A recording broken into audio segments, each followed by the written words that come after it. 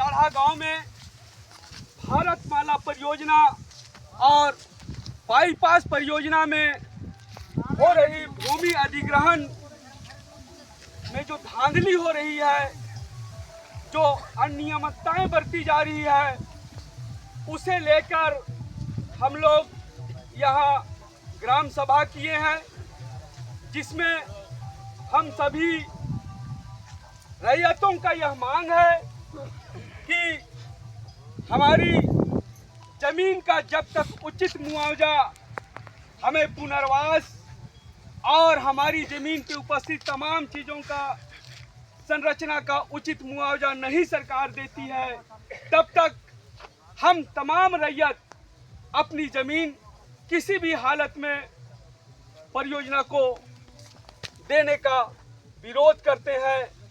ये सर्वसम्मति से पारित किया गया है और इसकी कॉपी हम लोग उपायुक्त महोदय, एससी महोदय, भू अर्जन और मुख्यमंत्री को भी भेज रहे हैं।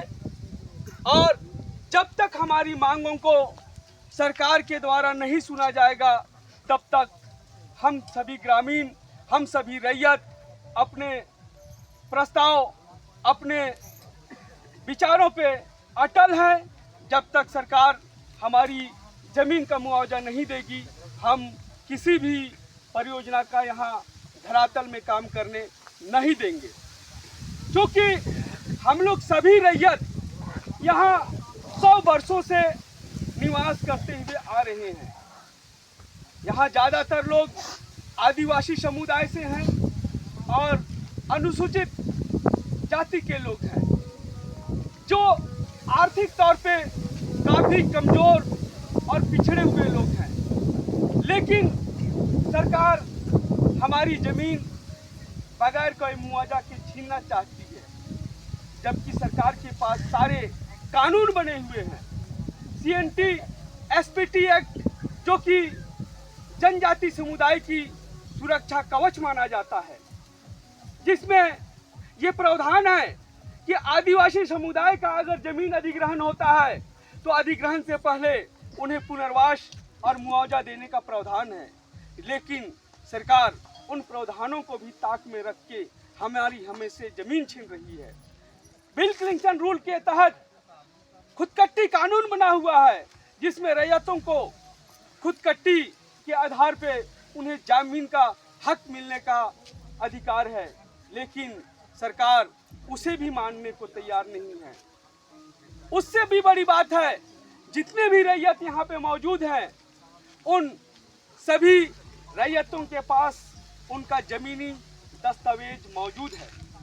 किसी के पास केवाला है, किसी के पास गुदान पर्चा है, किसी के पास हुक्मनामा है, किसी के पास वन विभाग से रिलीज है। और सभी रैयत हम लोग सरकार को लगातार रेवेन्यू देते हुए आए हैं, लेकिन सरकार आज उन तमाम दस्तावेजों को निरस्त करते हुए सरकार कहती है कि ये सरकारी ज़मीन है, इसीलिए आपको इस ज़मीन को छोड़ना होगा। तो हम सरकार से ये पूछना चाहते हैं कि आपने जो दस्तावेज हमें मुहैया कराया है, वो दस्तावेज हम रैयतों ने तो खुद से नहीं बनाया है, वो दस्तावेज तो सरकार ने ही हमें दिया है। और अगर सरकार ने हमें जीने के लिए भी दिया है, तो हम जीने का ही तो हक मांग रहे हैं उससे। हम क्या यहाँ के पूंजीपति लोग हैं? हम तो सम्मान से जीना चाहते हैं। और अगर सरकार हमें सम्मान से जीना नहीं देना चाहती है, तो हम सरकार से एक गुहार लगाते हैं कि आप तमाम ग्रामीणों को, रैयतों को एक लाइन में खड़ा कीजिए, एक बंदूक लाइए, गोली लाइए, सबको भून डालिए। हम जिंदा ही नहीं रहेंगे तो अपने लिए क्यों ज़मीन मांगेंगे? लेकिन अगर हम जिंदा रहेंगे तो हमें सम्मान से जीने का हक मिलना चाहिए। और अगर आप हमें हक नहीं दीजिएगा तो हम छीनेंगे आपसे। अब उस छीनने के क्रम में आप हम पे चाहे गोलियां चलवाइए, चाहे आप हम में लाठियां बरसाइए, हम उन्हें झेलने के लिए तैयार हैं। लेकिन उससे भी बड़ी बात हम करते हैं, आज हमारा देश आजादी के 75वां सालगिरह मना रहा है, अमृत महोत्सव मना रहा है। कहने को तो हम विकसित भारत की बात करते हैं, 1947 का सपना दिखाते हैं, लेकिन क्या भारत ऐसे ही विकसित होगा? लोगों की जमीन छीनकर, लोगों को उजाड़ कर? अरे देश बनता है यहाँ की आम जनता से। अगर हम आम जनता के ही हक अधिकार को छीन लेंगे तो हम फिर कैसा देश के विकास की बात करते हैं? इसीलिए हम सरकार से ये कहना चाहते हैं कि हमारे जिले में 1912 में सर्वे हुआ है, जो कि आज़ादी से भी 35 साल पहले सर्वे हुआ है। आज तक सरकार एक सर्वे नहीं करा पाई है। क्या ये आम लोगों की कमी है? ये सरकार अपनी कमी को हम पे क्यों थोपना चाह रहा है? अगर सरकार आज़ादी के बाद यहाँ एक सर्वे कराया होता तो हम लोग भी आज रैयत कहलाते, मालिकाना हक के हकदार होते। लेकिन सरकार अपनी कमियों को छुपाने के लिए हमसे हमारा अधिकार छीन रहा है। ये हम हरगिज होने नहीं देंगे, और जब तक हमारे शरीर में खून का एक कतरा भी रहेगा, हम अपने हक के लिए लड़ेंगे।